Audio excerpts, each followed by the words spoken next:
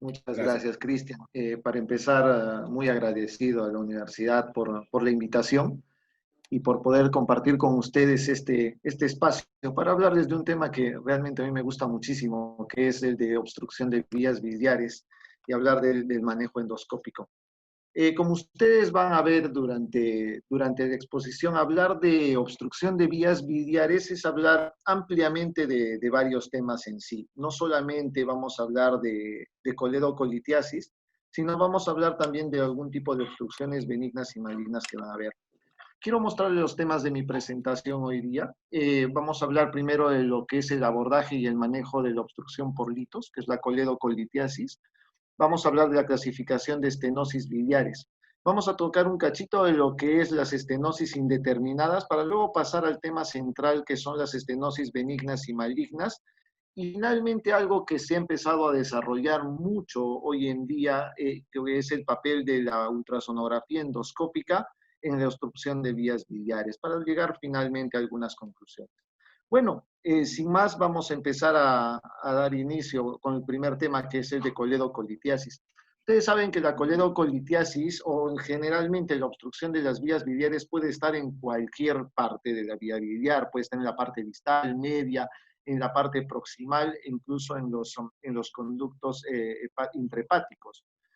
Epidemiológicamente debemos de considerar que los pacientes que tienen litiasis vesicular, aproximadamente un 7 a 12% pueden tener coledocolitiasis y obstrucción de vía biliar. Muchos de ellos no son sintomáticos necesariamente. Vayamos directamente a lo que es el tratamiento convencional, ya que estamos hablando, vamos a hablar ampliamente de muchos temas en esta presentación. Para empezar, para desobstruir una vía biliar por coledocolitiasis, tenemos que tener dos formas de abordaje de la papila. Primero, la esfinterotomía endoscópica y el otro es solamente la dilatación con un balón sin necesidad de una endoscopía, perdón, de una esfinterotomía. Vamos a ver cuál de estas suele ser mejor. Ustedes van a ver en esta presentación, en esta diapositiva en la cual hay un video, cómo se hace normalmente una esfinterotomía. Ustedes ven acá que normalmente debe hacerse a horas, entre horas 11 y 12 de la papila. La idea es que haya una pérdida básicamente de la función de la ampolla de Vater y poder ingresar de una manera sencilla a la vía biliar. Las complicaciones que puede haber básicamente son sangrado, perforación y en algunos casos podría haber pancreatitis. Para el caso de la dilatación con balón, muchas veces se ha intentado hacer dilataciones con balón sin necesidad de una esfinterotomía. Esto se hace solamente en algunos casos seleccionados. Generalmente son en algunos pacientes que pueden tener sangrado por alguna coagulopatía. En estos pacientes que tienen este riesgo, es preferible no hacer una esfinterotomía, sino tratarlo solamente con una dilatación con balón. Pero ojo, aquí sí hay que tener en cuenta que los litos tienen que ser pequeños, nada más, deben de ser generalmente menores de 8 milímetros y que no debe tener ninguna alteración anatómica para evitar la perforación. En estos casos podría valer la pena hacer solamente una dilatación y no una esfinterotomía. Está contraindicado en aquellos pacientes que tienen pancreatitis, obviamente porque esto va a producir una lesión o compresión del conducto pancreático y del tejido pancreático, lo cual puede desencadenar una pancreatitis nueva o empeorarla. En el caso de colangitis también, y es preferible no hacerlo en los casos de precorte para evitar perforación. Pero veamos cuál de los dos es de acuerdo a la estadística. Y acá vamos a ver claramente en este metaanálisis publicado por el doctor Sao en el 2013, que la pancreatitis posepre es mucho mayor en los pacientes que tienen o que se deshace una dilatación con balón nada más. Pero sin embargo, la hemorragia suele ser mucho más frecuente en el caso de que se haga una esfinterotomía. Creo que eso queda totalmente claro. Sin embargo, para tomar en consideración, es mucho mejor realizar una esfinterotomía, ya que los casos de selección de los pacientes con coagulopatía es muy escaso, ¿no? Para la extracción de cálculos, la idea en este caso de la exposición es ver cómo desobstruimos la vía biliar. Y para eso tenemos dos formas de retirar los cálculos de la vía biliar. Uno, que ven a la izquierda, que es la extracción con una canastilla, y el lado derecho van a ver lo que es la extracción con balón. Esto también va como preferencia muchas veces del endoscopista. El endoscopista es el que decide qué método utilizar, pero ustedes van a ver dentro del punto de vista estadístico y acerca de precisamente la medicina basada en la evidencia, cuál de los dos podría ser mejor en ciertas situaciones. Aquí vamos a ver este estudio del doctor Ishiwatari, publicado en Endoscopy en el 2016, donde vemos que básicamente la extracción de cálculos es mucho mejor cuando se utiliza un balón que una canastilla, y con una diferencia estadísticamente significativa. Y hay que tomar en consideración que para cálculos mayores de 10 milímetros, justamente el balón tiene más probabilidad de éxito que la canastilla. Entonces, estos estudios reflejan muchas veces que el balón suele ser más útil que la canastilla. Sin embargo, como les había mencionado en un momento, hay algunas ocasiones en las que es preferible utilizar una canastilla, sobre todo cuando el cálculo puede estar valvulando dentro de la vía biliar y es difícil extraerlo. Cuando tenemos una vía biliar muy dilatada, muchas veces es preferible utilizar una canastilla, ya que el balón no va a poder extraer fácilmente el cálculo. Pero en líneas generales, balón aparentemente es mejor que canastilla. Cuando tenemos dificultades para abordar la vía biliar, muchas veces se puede utilizar dos técnicas diferentes, como por ejemplo la técnica de doble guía, en la cual si nos metemos muy frecuentemente al conducto pancreático, podemos utilizar esta guía dejándolo en el conducto pancreático con el fin de utilizar como una especie de soporte o peldaño para poder ingresar más fácilmente a la vía biliar y poder guiarnos. Una forma también que se puede utilizar es, como ven a la derecha, dejando un stent pancreático, si nos metemos mucho al conducto pancreático, y utilizando este para poder acceder más fácilmente a la vía biliar. Sin embargo, muchas veces el acceso a la vía biliar es complicado y generalmente en caso de canulaciones difíciles se podría utilizar el precorte para poder acceder y desobstruir nuestra vía biliar. Generalmente la ESG ya contempla la terminología de canulación difícil como más de 5 contactos con la papila o más de 5 minutos intentando canular. O en el caso de que nos hayamos entrado 2 o más veces al conducto pancreático. Aquí vamos a ver los tipos de precorte que se pueden utilizar para acceder a la vía biliar. Este primer precorte es el precorte convencional.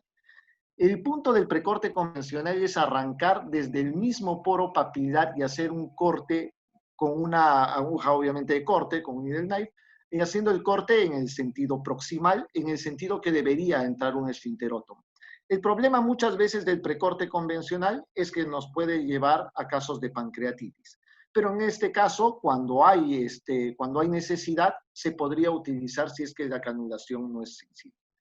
La infundibulotomía precorte, que es el segundo tipo de precorte que ustedes ven aquí en el video, lo pueden utilizar más que todo cuando el acceso a la vía biliar es complicado porque la papila está demasiado abombada. Aquí pueden ver en este procedimiento que hice precisamente cuán tensa estaba la papila y el simple hecho de haber tocado un poco con la aguja de precorte hizo que se abriera fácilmente la papila y, bueno, la parte del infundíbulo para poder acceder bien a la vía biliar. El tercer tipo es la septotomía transpancreática, es el tercer tipo de precorte. En este caso es preciso utilizar, si es factible, una prótesis pancreática y a partir de la prótesis pancreática y de haberla canulado, se empieza a hacer un corte en el sentido de horas 11 o 12 para cortar el septo y poder acceder de una manera adecuada a la vía biliar. Son las tres formas de ingreso. Habitualmente yo prefiero la infundibulotomía precorte, excepto en los casos de que haya habido pancreatitis previa, donde prefiero utilizar una esfinterotomía precorte convencional. La septotomía transpancreática la utilizo mucho menos, pero en el caso de que mi ingreso a vía biliar sea demasiado frecuente. La verdad es que bajo el punto de vista estadístico, la septotomía transpancreática puede tener más riesgo de pancreatitis post-sepre. La infundibulotomía tiene más riesgo de sangrado en este caso porque el corte es muchísimo más alto. Pero ¿qué hacemos para desobstruir muchas veces? Y vemos estos tipos de cálculos que están acuñados a manera de una calle de piedras dentro de la vía biliar. Muchas veces el tratamiento del cálculo difícil es un reto para el endoscopista. Y en este caso hay que ver que el cálculo difícil se basa en el que el paciente puede tener una situación anatómica alterada, las características del cálculo, dónde está localizado el cálculo y la condición del paciente. Por ejemplo, a la izquierda pueden ver un paciente con anatomía alterada y en la parte derecha van a ver un paciente que tiene un gran divertículo, en el cual lo que hace es alterar la posición del poro y el ingreso precisamente para la papila. Aquí hay que tener mucho cuidado porque si se desea hacer una esfinterotomía para poder acceder a esta vía biliar, hay que hacer el corte ya no precisamente a horas 11, 12, sino en el sentido en el que parezca que está, en este caso, el conducto colédoco, para evitar de esta manera salirnos hacia el divertículo y producir una perforación. Ahí, por ejemplo, ya en el video ustedes pueden ver cómo se llega a hacer la canulación. Es una canulación con una posición bien complicada.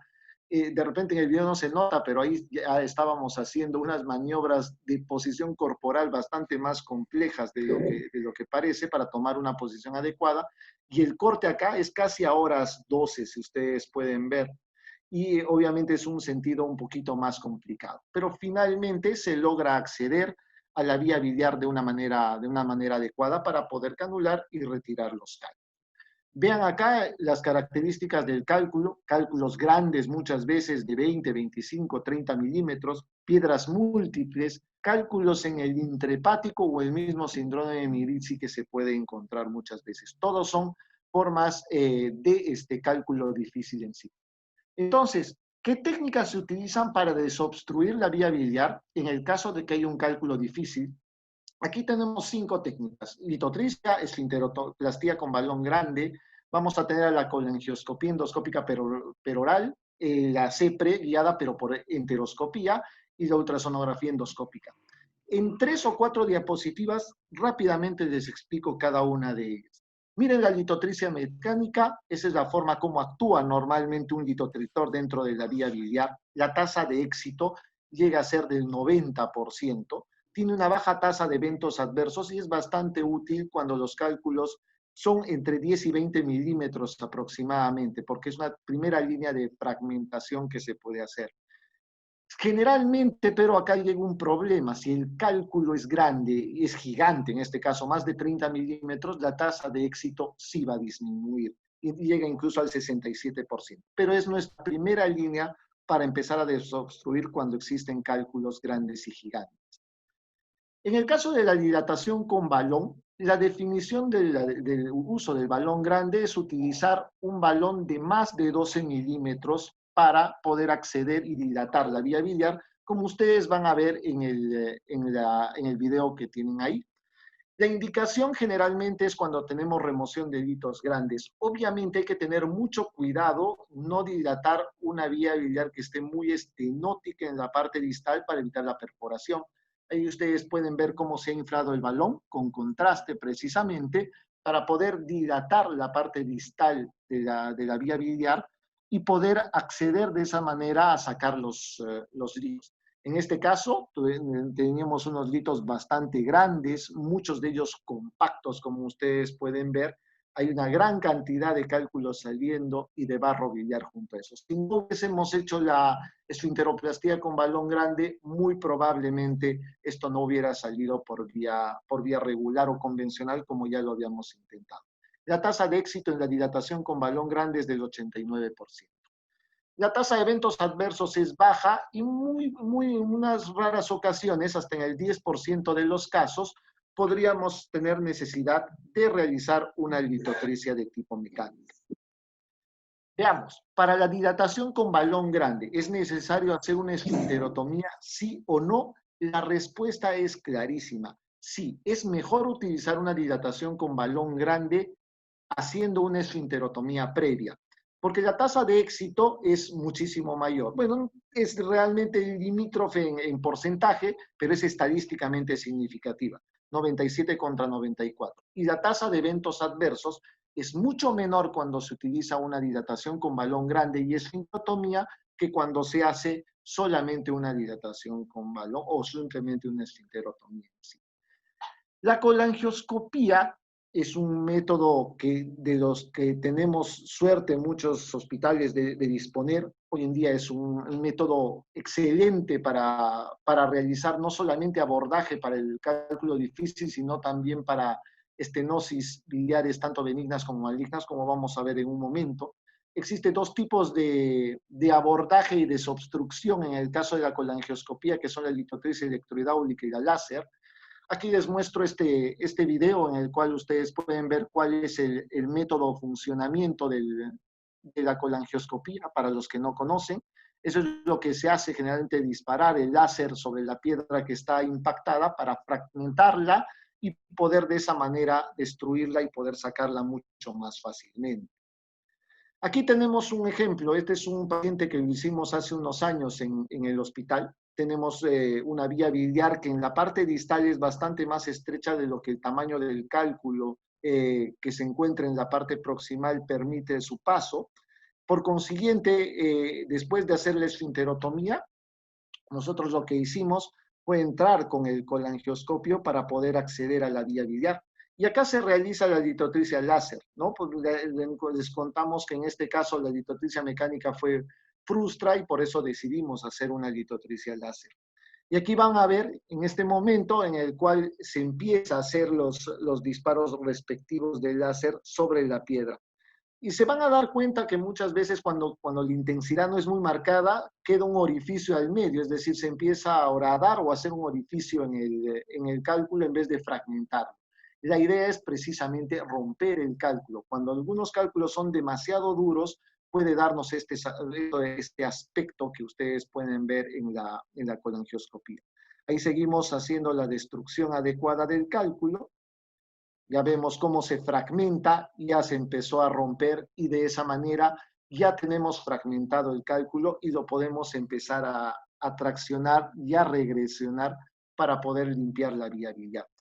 Este es uno de los métodos más nuevos, más modernos, son fáciles de realizar realmente para poder hacer la limpieza de la vía biliar, ¿no? Y ven ahí cómo se fragmenta el cálculo y se aprecia el abundante barro biliar. Este es otro video. Este video sí no nos pertenece. Este es un video que lo encontramos en internet, pero que es muy cómodo para que ustedes puedan observar cómo se hace la destrucción adecuada del cálculo. Miren, esta es la forma como se hace la obstrucción. Aquí se ve un poquito de problema siempre al momento de hacer el láser, pero la forma como revienta la piedra dentro de la vía biliar es bastante notoria para que ustedes puedan apreciarlo, ¿no? Y esa es la forma como se fragmenta el hito y cómo finalmente puede ser extraído posteriormente. Esa es la forma de desobstruir cuando el método de CEPRE habitual no es digamos, el satisfactorio. Para hablar de CEPRE guiada por enteroscopía, ya hay mucho menos experiencia con esto. Sin embargo, ustedes pueden apreciar que muchas veces lo que se tiene que hacer es hacer un marcaje de ambas asas. En el sentido distal generalmente se puede utilizar índigo carmín, y en la parte superior, cuando se va a entrar hacia el asa frente en este caso, vamos a poder colocar un clip para poder guiarnos muchísimo mejor y de esa manera poder acceder a la vía biliar. Ahí ustedes pueden ver la zona que está marcada con índigo carmín. Vamos a ir hacia la otra boca. Ahí está el lito, perdón, ahí está el clip que se ha podido colocar y de esa manera se puede ingresar hacia el asa para poder ubicar de manera correcta la anastomosis precisamente de la vía biliar con el intestino. Entonces, son formas de poder acceder. Y hoy en día la ecoendoscopía es importante darnos cuenta de que tiene ya un rol importante. Miren, en este caso es una estenosis marcada de la vía biliar. Aquí vamos a tener el acceso por vía ecoendoscópica con una aguja de 22 gauge. Se llega a punzar la vía biliar y lo que se hace posteriormente es pasar una guía por vía intrahepática, ¿no?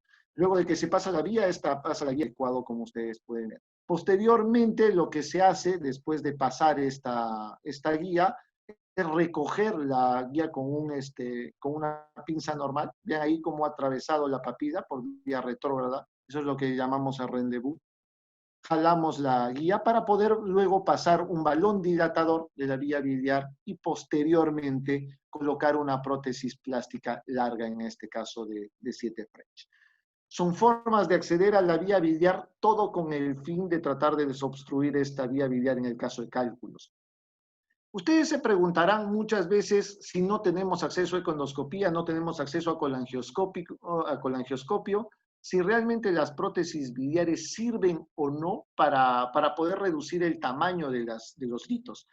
Este estudio de Horiuchi del 2010 nos va a mostrar un dato bien interesante que van a ver en las barras de al lado. El número de piedras generalmente se reduce después de algunos meses. Cuando dejamos una prótesis plástica porque tuvimos algún problema con el tamaño de la piedra o con la extracción de estas, generalmente el número de litos empieza a disminuir y el índice de los litos también. Este índice de piedra está dado más que todo por la medida del tamaño multiplicado por el número de piedras que hay. Y es un índice que era realmente significativo. En conclusión, en esto nos podemos dar cuenta que el uso de prótesis biliares nos puede servir como un paso para en una segunda ocasión hacer una nueva CEPRE, que puede ser generalmente 2 o 3 meses después, y vamos a encontrar que la piedra puede haber reducido de tamaño o puede haberse fragmentado o puede haberse reducido el número de cálculos y puede ser más fácil ser extraído posteriormente. El algoritmo resumen para coledocolitiasis, por favor. Si tenemos uno o más cálculos menores de 10 milímetros o son de 10 a 14 milímetros, deberemos intentar siempre esfinterotomía, fundamentalmente antes que dilatación. Se puede usar los dos, pero fundamentalmente esfinterotomía. Y la extracción, si bien es cierto que pueden usar canastilla o balón, lo recomendable es utilizar balón en la mayoría de los casos. Si hay algunos cálculos que no se pueden extraer de manera convencional, se hace esfinterotomía con dilatación con balón grande y se puede hacer litotricia si es que fuese necesario. Si los cálculos son mayor de 15 milímetros, se hace una dilatación con balón grande y esfinterotomía. Si no se puede, se hace litotricia o se puede hacer colangioscopía. Y si no se puede hacer ninguno de ellos o no los tenemos, se deja un stent plástico para volver a hacer una CEPRE posteriormente en unos meses. Muy bien, hemos acabado con lo que es coledocolitiasis. Vamos a hablar un poquito de lo que es ahora las estenosis biliares. Las estenosis biliares en sí se clasifican dependiendo de si son malignas o benignas y obviamente vamos a ver que algunas pueden ser intrínsecas y otras pueden ser extrínsecas. Generalmente dentro de las estenosis biliares de tipo benigno intrínsecas estamos la que ya habíamos visto previamente, que es la coledocolitiasis o la soditis. En el caso de las benignas extrínsecas, vamos a hablar de la pancreatitis crónica o aquellas lesiones postquirúrgicas. Las malignas intrínsecas, claramente, colangiocarcinoma, que puede ser distal, periliar o intrahepático. Y en el caso de las malignas extrínsecas, es fundamentalmente el cáncer de páncreas. Todas ellas tienen como regla general que el paciente va a tener ictericia. Pero va a haber un grupo, obviamente, y se los explico en unas 3 diapositivas, que no se va a poder determinar si son benignas o malignas y nos queda la duda. A esto se llama estenosis indeterminadas. Cuando tenemos una estenosis indeterminada, es importantísimo tomar una muestra y adquirir tejido de estas estenosis.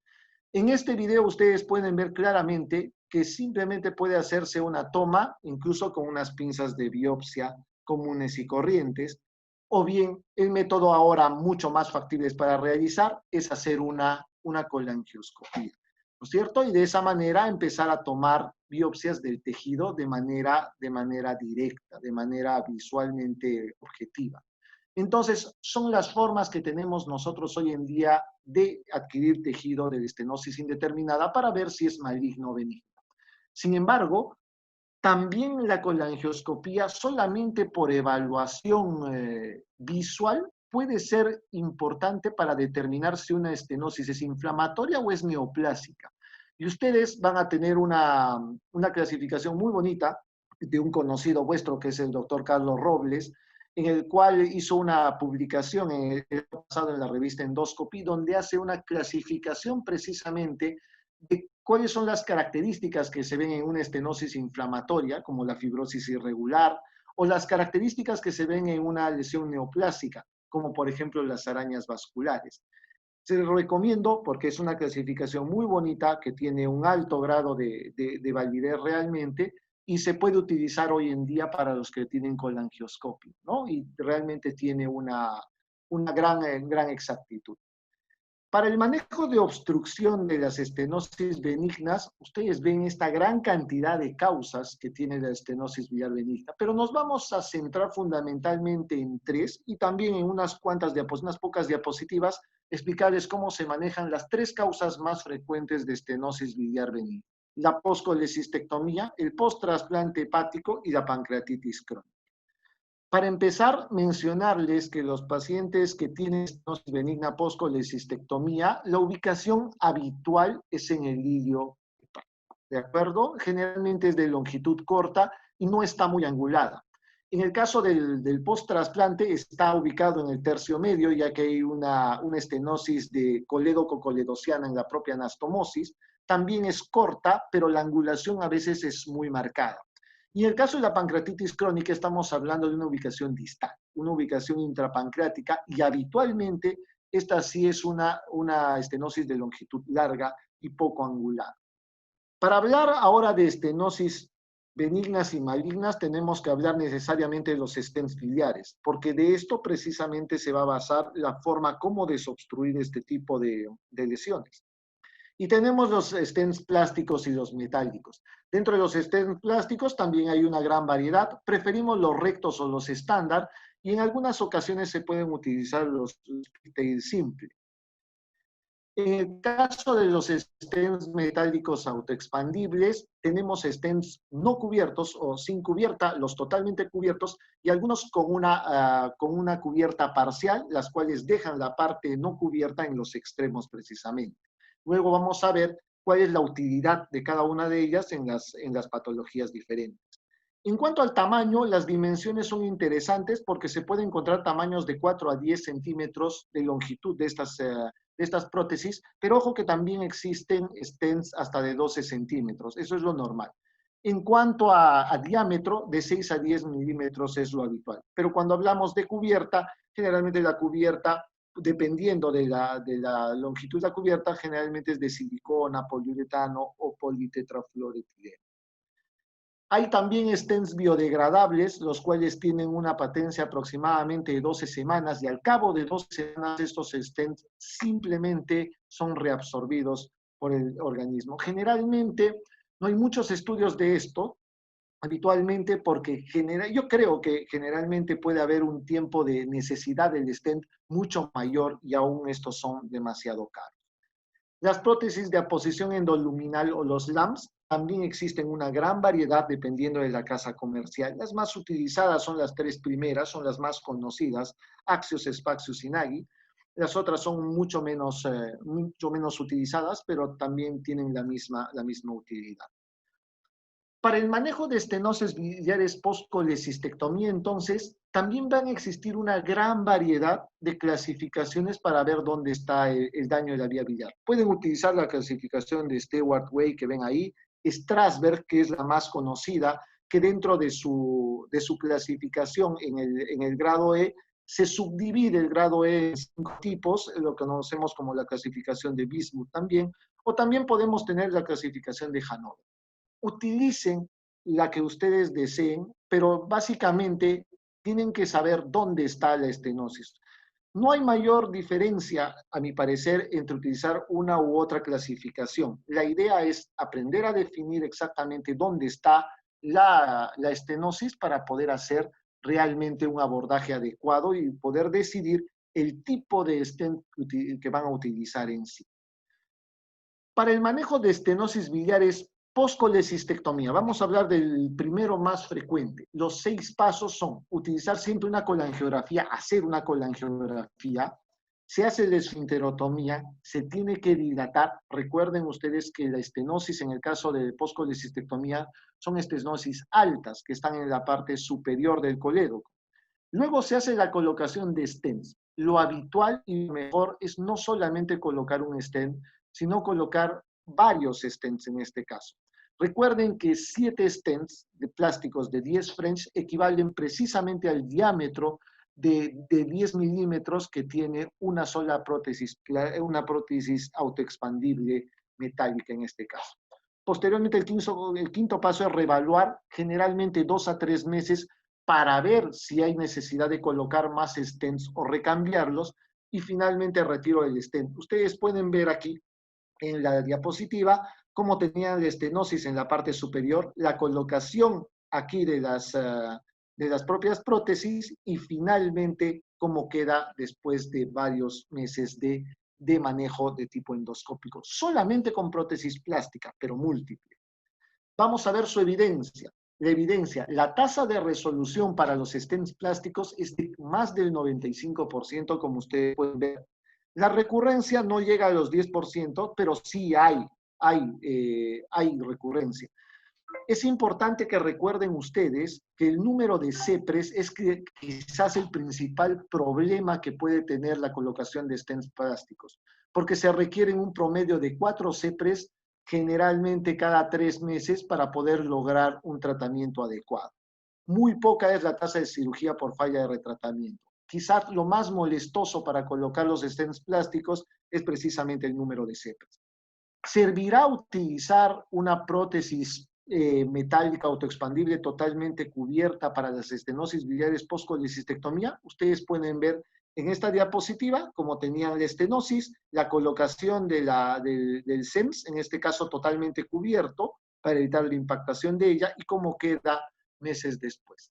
La importancia que tiene utilizar SEMS en este caso es que solamente se coloca un SEMS, con eso se logra el mismo diámetro que utilizando 7 plásticos, y generalmente se requiere máximo 1 o 2 CEPRES habitualmente. La tasa de recurrencia, como van a ver en este estudio que ha sido presentado recién el año pasado por el doctor Tringaldi, ven ustedes acá que la tasa de pacientes sin recurrencia es de aproximadamente el 84%. Doctores, acá sí quiero mencionar, si bien es cierto que les parece que les estoy vendiendo la idea de que el uso del SEMS es mejor, más cómodo, quizás más barato que utilizar prótesis plástica, para el caso de las estenosis biliares post-colecistectomía, sí tienen que tomar una consideración especial. Acaba en este caso que muchas veces, 4 años después de la colocación de la prótesis autoexpandible, hay una dificultad muy marcada para el retiro de esta. Y quizás sea uno de los problemas principales que tiene el uso de estas prótesis en el caso de estenosis biliar post-colecistectomía. Por eso hoy en día es preferible utilizar todavía las prótesis plásticas, aunque es una buena alternativa utilizar las SEMS. ¿De acuerdo? 3 o 4 diapositivas nada más para mencionarles la estenosis biliar post-trasplante hepático. Ustedes pueden ver que la estenosis de anastomosis más común es la coledococolenociana. También puede haber en el caso de que haya una videoentérica. Sin embargo, vamos a hablar de la más común, que es esta, la anastomosis coledococoledociana, y ver cuál es mejor, si los stents plásticos múltiples o una prótesis autoexpandible totalmente cubierta. Y ustedes van a ver acá que en cuanto se habla de tasa de resolución, ambas son absolutamente iguales. Y cuando hablamos de tasa de recurrencia, también no hay una diferencia significativa.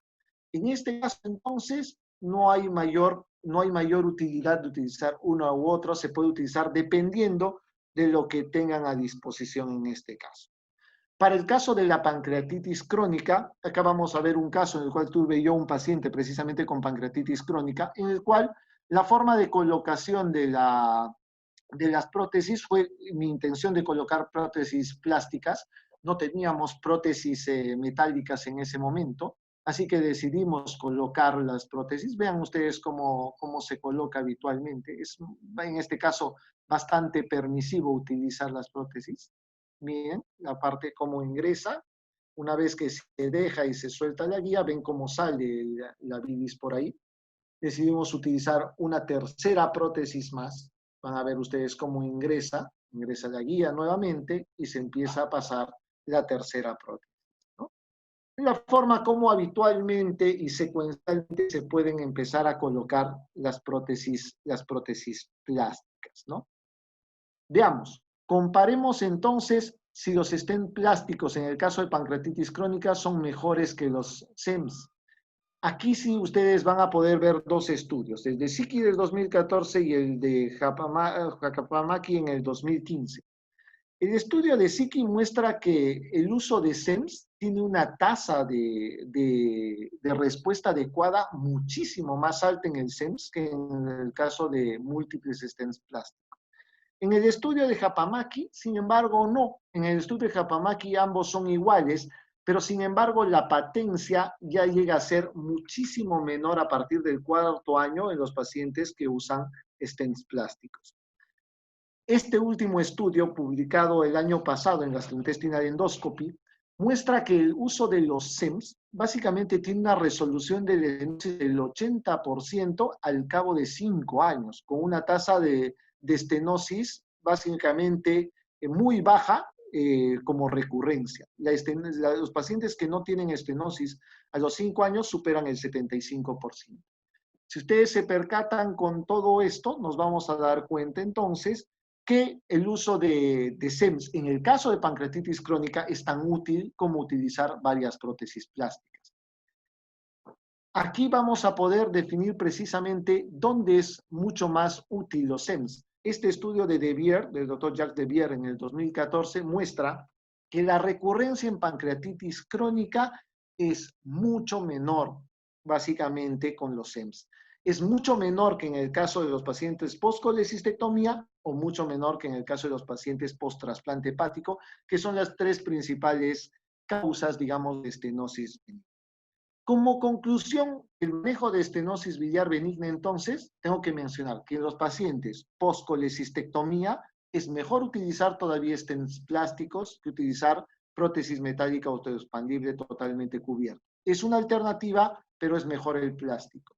Post-trasplante hepático, todavía tiene mayor beneficio utilizar los stents plásticos, aunque hoy en día ya hay muchas personas que están utilizando de manera adecuada los SEMS. Para el caso de pancreatitis crónica, quizás sea la patología donde los SEMS tengan mayor utilidad y tengan una, digamos, una tasa de éxito similar a lo que tienen los stents plásticos. Vamos a pasar a la última parte, que es la última parte de lo que es la obstrucción de las estenosis malignas. En el caso de estenosis malignas, el gran problema es la hiperbilirubinemia, ya que es un indicador de pobre pronóstico en la etiología maligna. El problema básicamente para el drenaje biliar en estenosis maligna es decidir cuándo lo debes de drenar y cuándo no. Si ustedes hacen un drenaje biliar postoperatorio, tienen que tener mucho cuidado con esto que ustedes ven en esta diapositiva. Es un paciente que en otro establecimiento le dejaron una prótesis plástica por un problema maligno.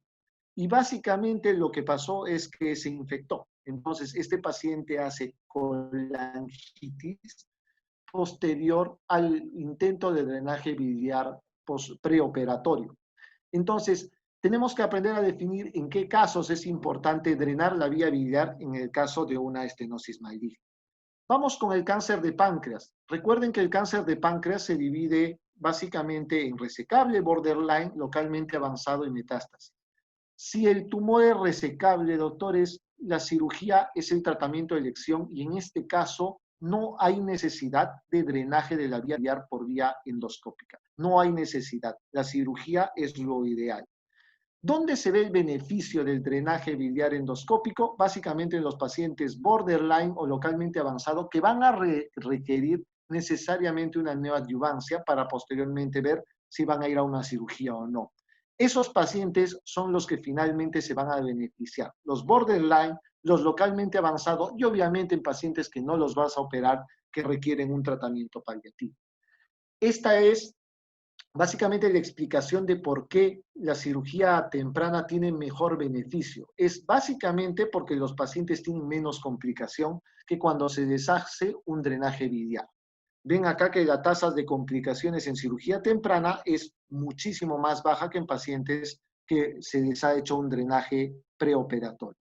Miren acá, Incluso la tasa de complicaciones con el stent es bastante alta. Miren la colangitis, 26% de los casos, necesidad de cambio de stent en el 30% de ellos. El gran problema quizás de la cirugía temprana y su mayor complicación sea la fuga pancreato-yeyunal, que llega al 12%, pero es clarísimo que la tasa de complicaciones serias cuando se intenta drenar con stents es del 74% y es mucho mayor que en la cirugía temprana. Si el paciente se puede operar, entonces no drenemos la vía biliar. Sin embargo, ¿cuándo debemos de drenar la vía biliar? Si el paciente puede ser operable o no, muchas veces nos pasa. Cirugía no programada por causas logísticas. Pasa muchísimo en muchos hospitales grandes, donde por cuestiones logísticas el paciente no puede ser operado dentro de las 2 semanas y va a requerir necesariamente que se haga un drenaje de la vía biliar.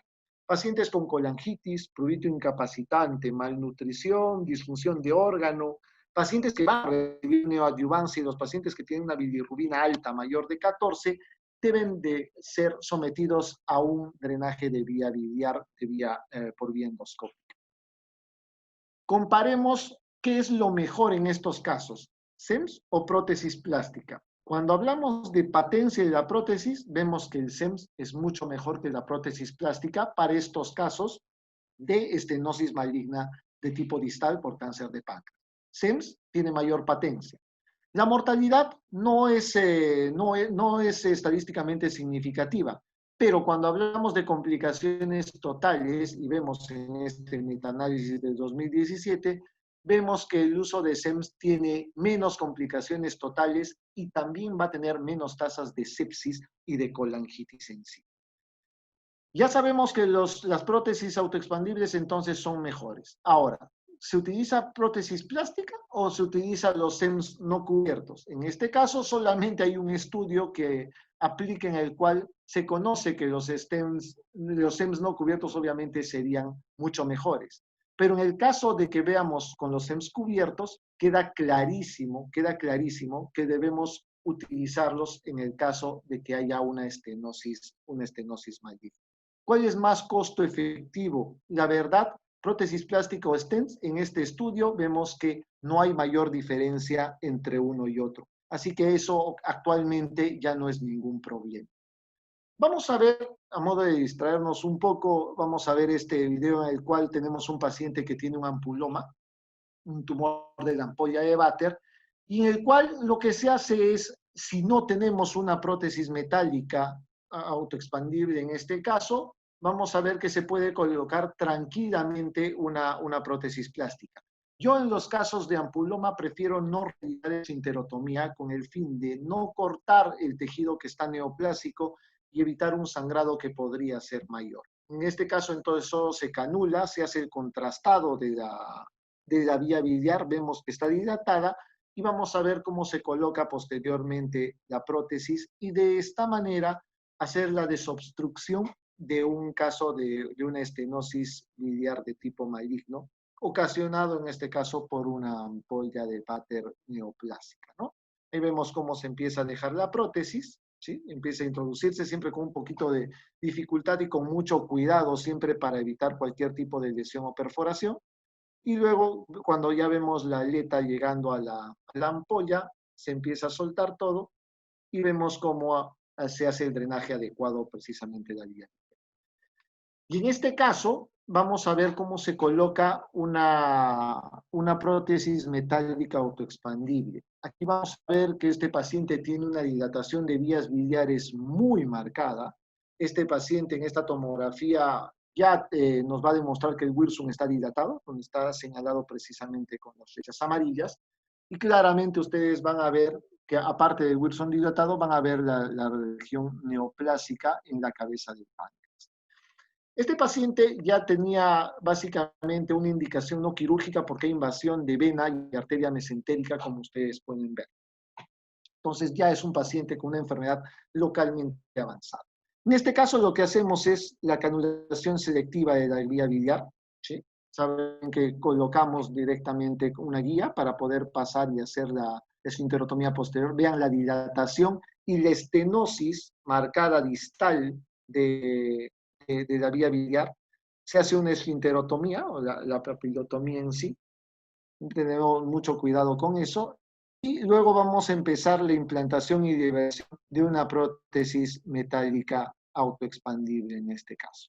Vamos a ver, a veces hay que tener mucho cuidado para que no se haga un bucle y que tenga que estar lo más cerca de la papila posible al endoscopio para que tome fuerza y pueda pasar de una manera adecuada la prótesis. Ahí vemos cómo empezamos a pasar, siempre con un poco de dificultad. Ya tenemos la marca de liberación. Ahí tenemos cómo se empieza a liberar y ustedes van a ver cómo se expande la prótesis metálica autoexpandible. Ahí está.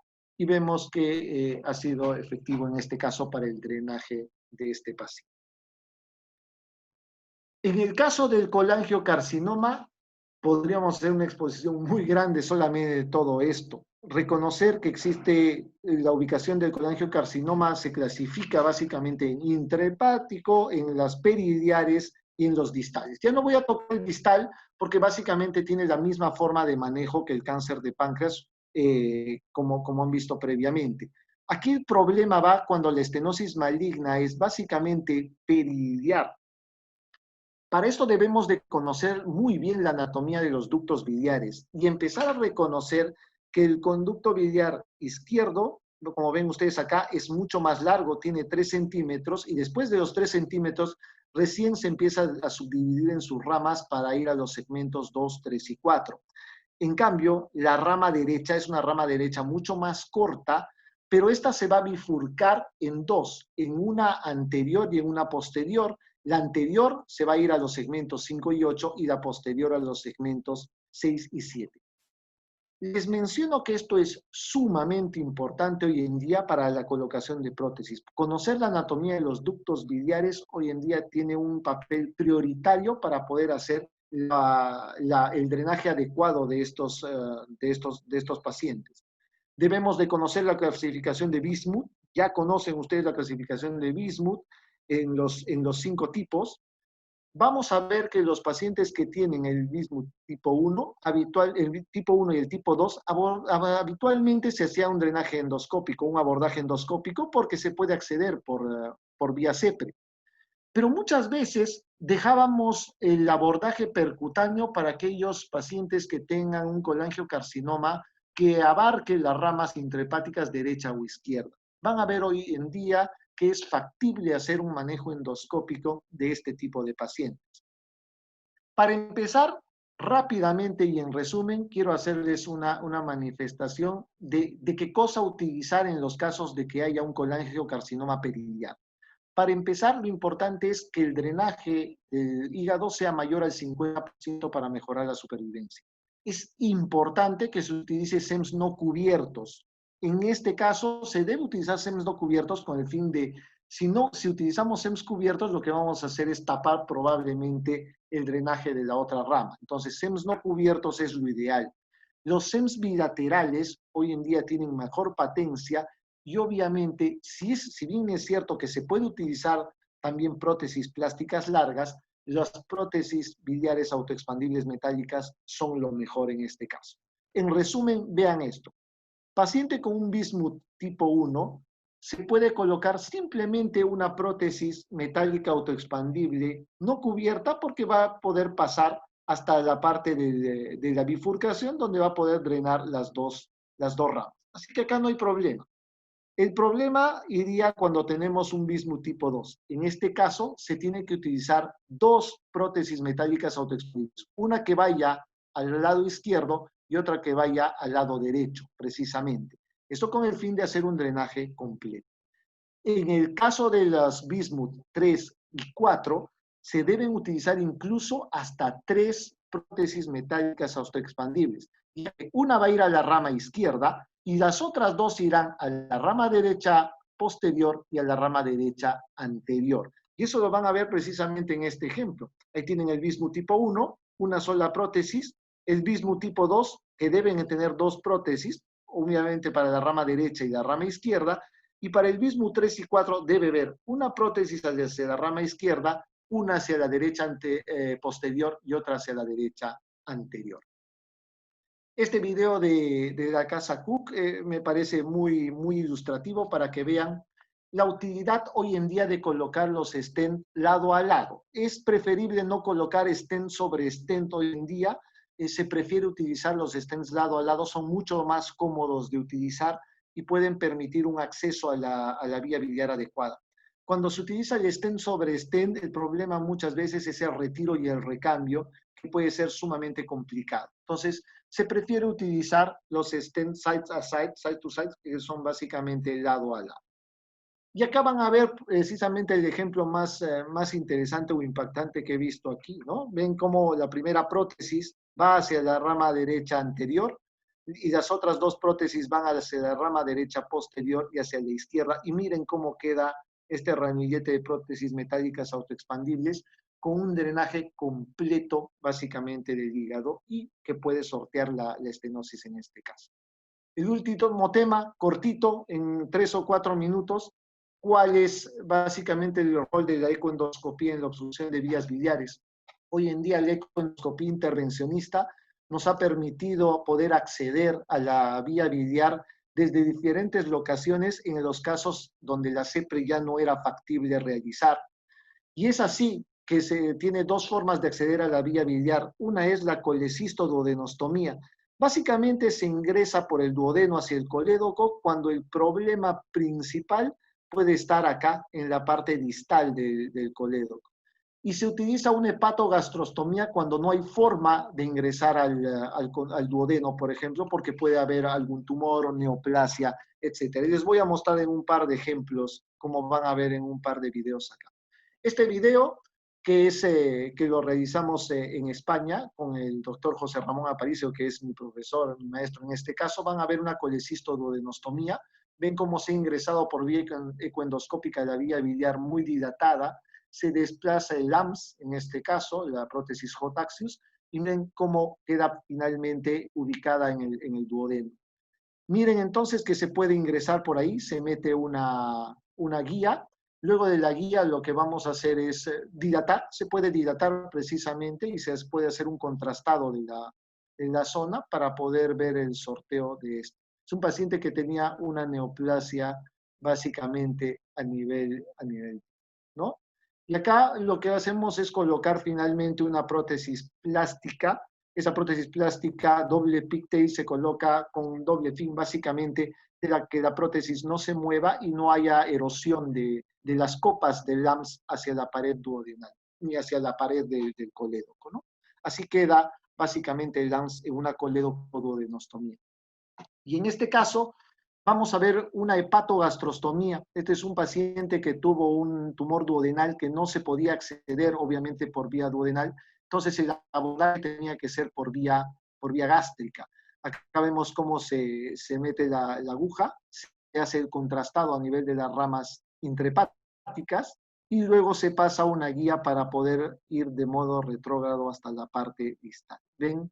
Sea que se hace una dilatación con balón de la zona de la ostomía, de la hepatogastrostomía, y finalmente lo que se va a hacer es el despliegue de una prótesis metálica autoexpandible que va desde el estómago hasta las ramas intrahepáticas. Igual como en el caso anterior, se puede hacer una dilatación y fundamentalmente queda de una manera bien adecuada. Se deja la prótesis plástica para mantener fijo simplemente la prótesis metálica. Y básicamente eso es lo que les quería mostrar. Han visto que el tema en sí es un tema amplio, he tratado de abarcar de manera concisa todo lo que se llama obstrucción de vía biliar. Quiero que se lleven estos mensajes a casa fundamentalmente. Saben que la obstrucción de vía biliar tiene diferentes causas. Cuando hablamos de coledocolitiasis, saben que si no se puede retirar los cálculos de las diferentes maneras que les he mencionado, la colocación de una prótesis plástica puede ayudarnos y puede ser un puente para realizar una CEPRE posteriormente.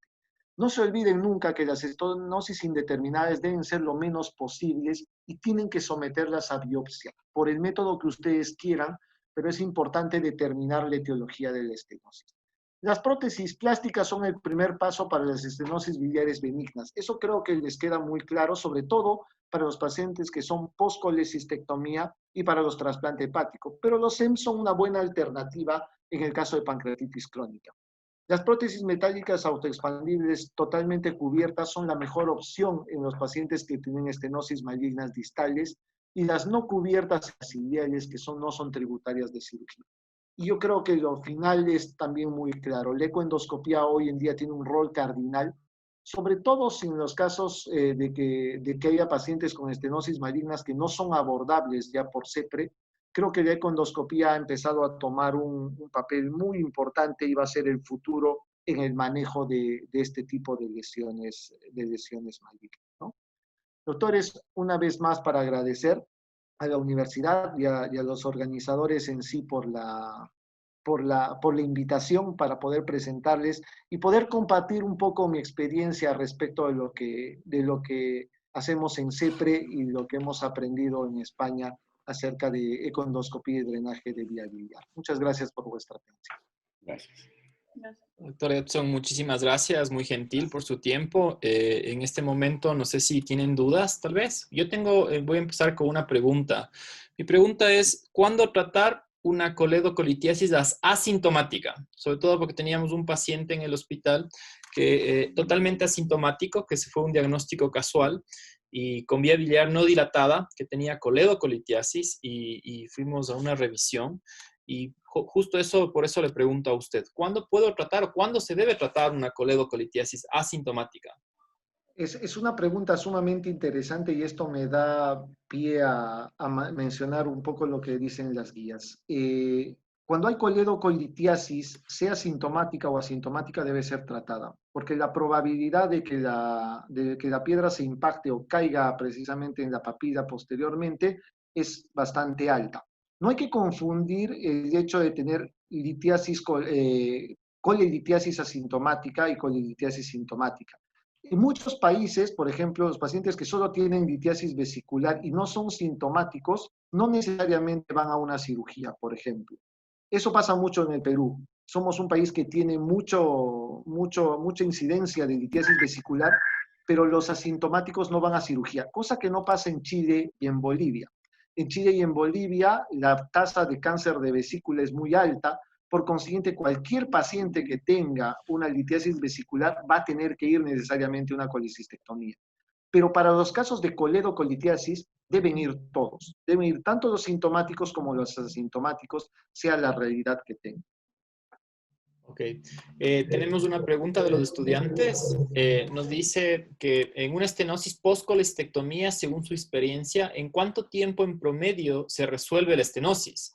¿Y por qué costo efectivo realizar un promedio 4 CEPRES, por decirlo así, y colocar múltiples prótesis plásticas versus EMS es mejor? Y muchas gracias.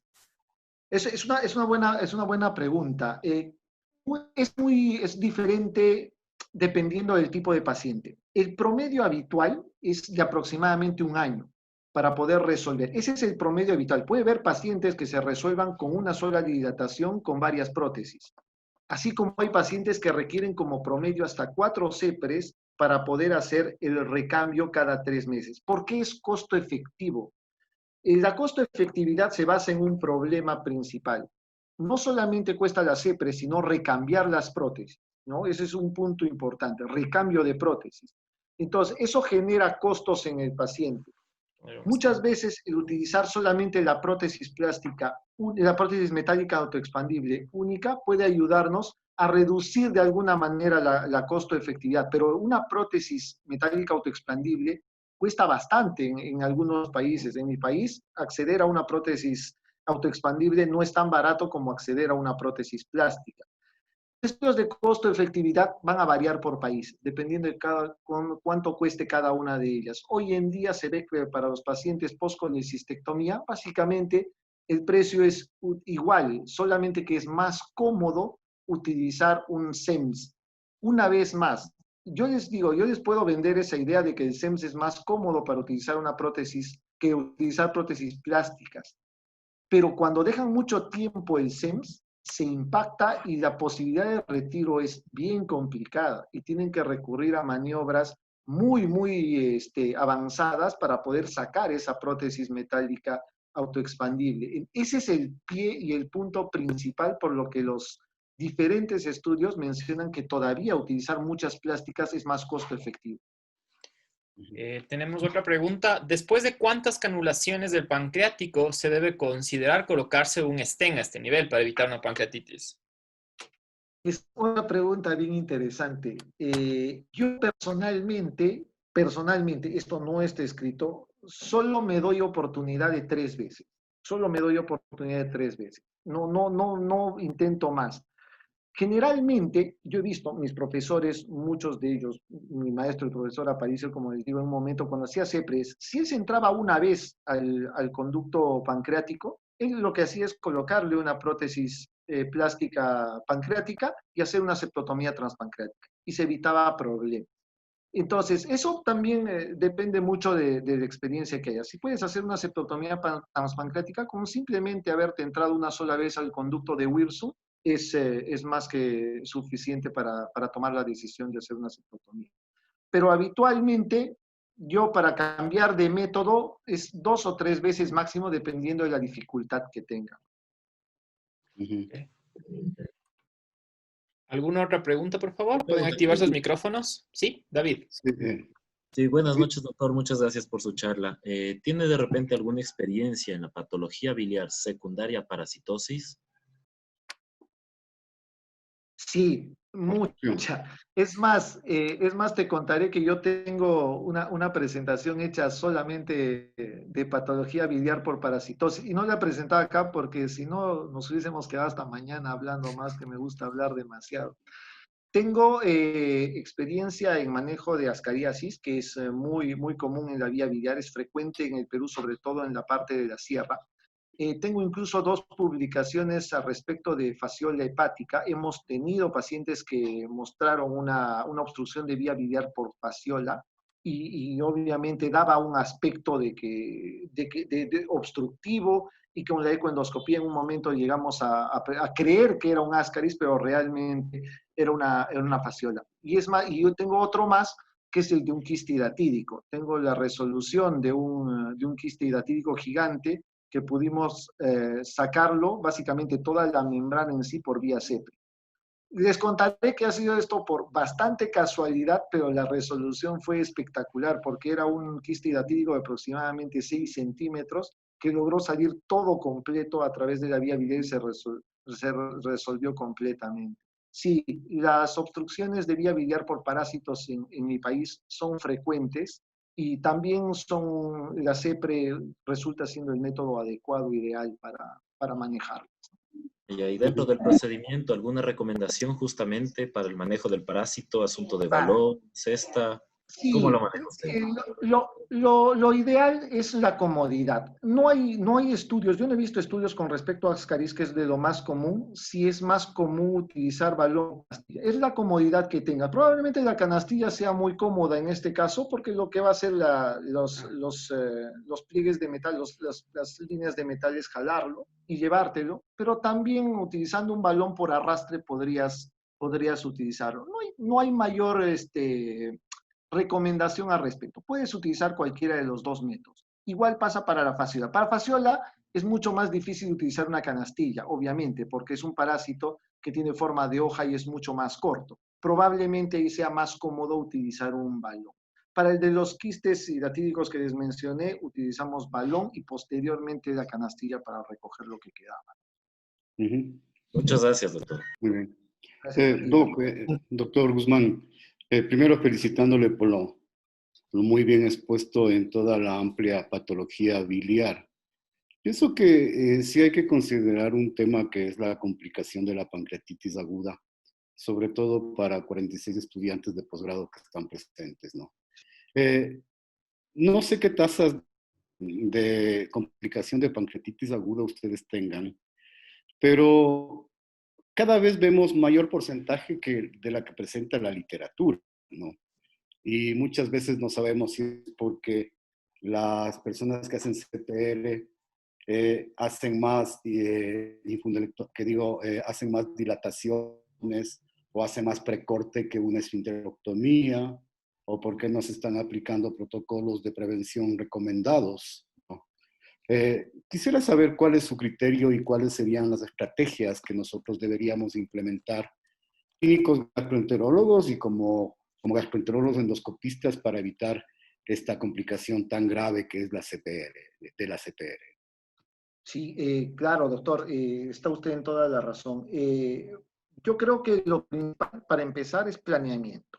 Si vamos a hacer una CEPRE, debemos de planear la estrategia que se va a hacer para poder drenar la vía biliar. Eso es lo primero.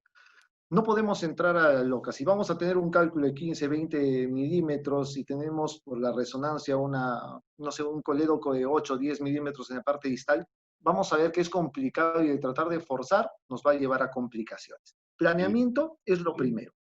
Segundo, cuando hay pacientes de alto riesgo, por ejemplo, pacientes mujeres, jóvenes habitualmente, ¿no? O pacientes que ya han tenido una pancreatitis previamente, pacientes que han tenido una pancreatitis posepre previamente, se puede utilizar los antiinflamatorios no esteroideos por vía intrarrectal. Indometacina y diclofenaco, que es lo que normal. Nosotros en el Perú tenemos diclofenaco. Indometacina no lo tenemos, pero diclofenaco nos va absolutamente bien. Entonces, en pacientes con alto riesgo de pancreatitis posepre, utilizar un supositorio antes y después del procedimiento nos puede servir para prevenir la pancreatitis. Tercero, intraprocedimiento es sumamente importante. Si yo me doy cuenta de que es una papila, el poro es muy pequeño y la voy a forzar demasiado, yo prefiero en un momento precortarlo. De repente hacer un precorte precoz.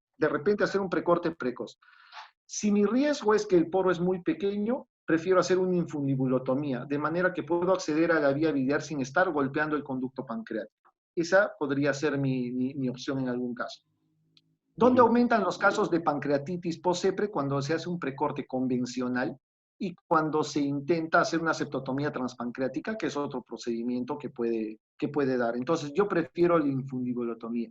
Entonces, mis 3 puntos principales como resumen de eso es, 1, tengo que hacer un planeamiento adecuado. 2, es la prevención en los casos arriesgados. Y 3, hacer un recorte en el caso de que el paciente no pueda ser fácilmente accesible a la vía biliar por vía CEPRE regular. Muchas gracias. Usted me preguntó sobre la tasa de porcentaje de CEPRE, sí, de pancreatitis, aproximadamente entre el 5 y 10%. Creo que vamos junto con la literatura. Esto aumenta y nos hemos dado cuenta porque tenemos fellows. Cuando tenemos fellows, el fellow obviamente tiene más intentos de canulación y obviamente nos puede llevar a más tasas de pancreatitis posepre. Eso es algo que suele ocurrir y ocurre en todas las realidades también. Es algo que no lo vamos a poder evitar. Pero sí es una de las tasas. Pero pancreatitis demostradas clínicamente, clínicamente dolor y elevación más de 300 de amilasa. Siempre, doctor. Nuestro criterio de pancreatitis es de elevación más de 3 veces el valor normal de amilasa lipasa a las 24 horas, ojo, a las 24 horas más dolor abdominal. Por eso también es importante porque muchos tenían la costumbre de tomar la amilasa y lipasa a las horas nada más de hacerla y sale elevado. Eso se llama hiperamilasema post-procedimiento y no entra en el criterio de una pancreatitis posepre, ¿no? Muy bien. Doctor, una pregunta justo con la pregunta anterior. ¿Cuándo se debe hacer CEPRE cuando hay parásitos en vía biliar? Es decir, ¿se debe dar primero antiparasitarios? ¿Se debe esperar? Dependiendo cómo manejan ustedes. Ese es otro punto importante porque muchas veces si se da el antiparasitario antes, el parásito puede morir dentro de la vía biliar. Y recuerden que el Ascaris, por ejemplo, es un parásito que tiene mucha avidez por orificios, entonces lo que hace es entrar en la vía biliar y salirse, entrar y salirse. No se queda dentro de la vía biliar, salvo se quede atrapado. Si lo matas dentro de la vía biliar, va a haber un problema. Puede haber colangitis o puede haber obstrucción de vía biliar. ¿Cuándo lo trato? Cuando hay obstrucción de vía biliar, necesariamente. O sea, clínicamente es bien difícil que tú le encuentres a alguien que esté asintomático con un parásito dentro de la vía biliar. Eso queda claro. Entonces, hay que tratarlo en el caso de que dé síntomas. El síntoma más frecuente es siempre ictericia y dolor, ¿no? Es lo más frecuente. En los fellows, ¿qué va primero? ¿CEPRE o ECO o ECO-CEPRE? No, en los fellows va primero CEPRE. Necesariamente. Sí, es una condición que ya le hemos visto. Creo que es muy importante para un ecoendoscopista haber hecho CEPRE primero durante un buen tiempo porque la colocación de los stents y las prótesis son una cosa cardinal en la ecoendoscopía y en la CEPRE pues es algo que hay que dominarlo perfectamente, ¿no? Entonces sí, eco va después de CEPRE. Sí. Una ¿Alguna otra pregunta. pregunta? David. Muchas gracias, doctor, por la presentación espectacular. Doctor, ¿usted ha tenido alguna vez alguna experiencia sobre estenosis dominante en patología biliar como es la colangitis esclerosante? ¿Y cómo es el manejo endoscópico y el seguimiento de igual manera? Y otra pregunta aparte de eso, en relación al colangiocarcinoma, y hablando justamente de esto del parasitismo, pues se ha visto en países subdesarrollados que una de las principales causas de colangiocarcinoma pues es la infección por Clonorchis sinensis. En nuestros casos hicimos un trabajo ahora en uno de los hospitales en donde se observó que se obtuvieron durante un año se hizo el seguimiento y valoramos cuáles eran los tumores más frecuentes en hígado y vías biliares.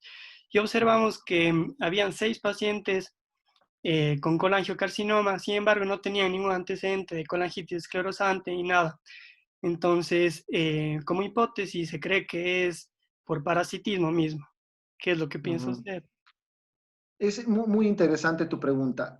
Con respecto a lo primero, a lo de la colangitis esclerosante, lamentablemente el Perú no es un país que maneje colangitis esclerosante en una manera realmente abundante. Yo he tenido muy pocos casos de colangitis esclerosante y muchos de ellos básicamente eran en zonas donde no entraba una prótesis de ninguna manera porque eran muy intrahepáticos. Yo la experiencia que tengo con colangitis esclerosante realmente es nula. ¿Dónde yo lo trataría? Cuando la estenosis dominante es básicamente en una zona abordable o accesible para mí, que puede ser el colédoco hasta las ramas de las ramas citales. Ese es el mejor lugar para poder tratar las estenosis dominantes. Si hay estenosis múltiples en otros lugares, básicamente el trasplante hepático tendría que ser la solución. Lo otro también es una pregunta que siempre me he preguntado. La verdad, en el Perú no se hace estudio para Clonorchis sinensis. No tengo un solo caso, no conozco de nadie que haya reportado un caso de Clonorchis sinensis en sí. Y la verdad, te podría decir que mi desconocimiento completo básicamente para ese tipo de parásito en nuestro medio. En mi medio, como te he dicho, son más comunes Ascaris fasciola y Quistida tírico, pero Clonorchis no lo he visto realmente. Muchas gracias. Muy bien. ¿Alguien más con alguna pregunta puede activar sus micrófonos o enviarles por el chat? Para drenar una vía biliar, antes se indicaba que era suficiente drenar solo una de las dos, pero justo usted nos comentaba que es necesario drenar las dos. Y eso es algo que se considera mucho en econdoscopía, porque a veces en econdoscopía se puede drenar la una, pero la otra se le deja o tal vez no se la drena o no se la considera drenar. ¿Siempre debemos considerar drenar las dos? Muy bien, esa es otra pregunta interesantísima. Hay un estudio recientemente publicado por el doctor Tringali en los cuales se hace precisamente este cambio de paradigma. La primera imagen que les mostré un momento donde decía Bismuth 1 y 2 es endoscópico y el 3, 4 y 5 era percutáneo principalmente, ha cambiado mucho de aspecto. También lo que ha cambiado es el hecho del drenaje. Hoy en día se llama drenaje completo y drenaje incompleto. Se llama drenaje completo dependiendo de lo que tú quieras como objetivo. Drenaje completo en el Bismuth 1 es simplemente una prótesis. Completo en el 2 es que tú hayas pasado a la rama derecha e izquierda. En el 3 y el 4, básicamente que metas 3 prótesis en la rama derecha, en la rama derecha anterior y posterior y en la izquierda. Eso se llama drenaje completo. El drenaje incompleto es permitido, ¿ya? Porque la idea es que el volumen del hígado tenga un drenaje del 50% por lo menos. Pero hoy en día se llama ya drenaje completo y drenaje incompleto. Puede ser que por algún problema técnico en un bismuth tipo 3, por ejemplo, solo puedas drenar una rama derecha y la rama izquierda. Probablemente al drenar la rama derecha, que es donde hay el volumen mayor precisamente de drenaje hepático, ya hayas ocupado más del 50%. Depende del grado de atrofia que tenga el hígado en este caso. Hoy en día se llama drenajes entonces completos o incompletos, pero también es permitido utilizar el esquema de más del 50% como objetivo. ¿Y el cambio de los stents plásticos cada 4 semanas? Dependiendo de para qué patología. Yo para patología debía biliar tipo coledociana, tipo coledocolitiasis, prefiero cada 2 a 3 meses, que es el tiempo prudente que me doy más o menos para poder hacer el recambio. Para pancreatitis crónica por ejemplo, para trasplante hepático, lo que recomiendan es cada 3 meses, de manera que no esté repitiendo las EPRES muy frecuentemente, pues son tipos de estenosis que son más refractarias. Si tú utilizas una estrategia de hacer el cambio mensual, imagínate un paciente que tenga una pancreatitis crónica con estenosis hasta 12 CEPRES por mes y no es factible, 12 por año, y no es factible hacer eso. Entonces, en ese tipo de estenosis, donde se sabe que la refractariedad es grande, 3 meses, cada 3 meses es lo ideal. Creo que otro tema también importante es el número de stent, ¿no? Como usted ya lo especificó, ¿no? Porque muchas veces dejan un solo stent y este stent se tapa tempranamente y hay que repetir nuevamente y colocar otro stent y a veces le vuelven a colocar un solo stent y volvemos a lo mismo, ¿no? Entonces pienso que ese tema usted lo dejó muy, muy en claro, el número de stents. Sí, gracias, doctor Gonzalo. Sí, claramente. Para coledocolitiasis, suficiente uno, porque es el que se necesita para hacer la fragmentación, pero para el caso de estenosis biliares benignas, se necesita hasta 7 stents, ¿no? Que es lo que ocupa como diámetro una prótesis autoexpandible de 10 milímetros de diámetro, ¿no? Muy bien.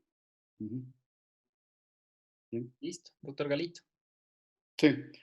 Doctor Guzmán, yo en nombre de la Pontificia Universidad Católica y de la Coordinación del Posgrado de Gastroenterología y Endoscopía, le agradezco por haber participado en esta aula.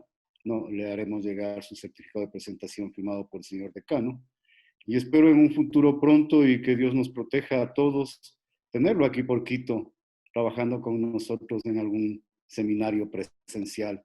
Igual quisiera que ya comencemos a tener una relación académica con usted. Muchas gracias en nombre de todos los estudiantes.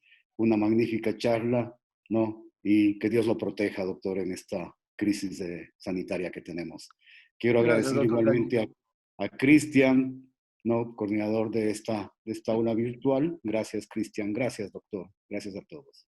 A ustedes, muchas gracias por su atención y por la paciencia. Gracias, doctor. Hasta luego, doctor. No, muy bien. Gracias. Chao. Gracias, doctor.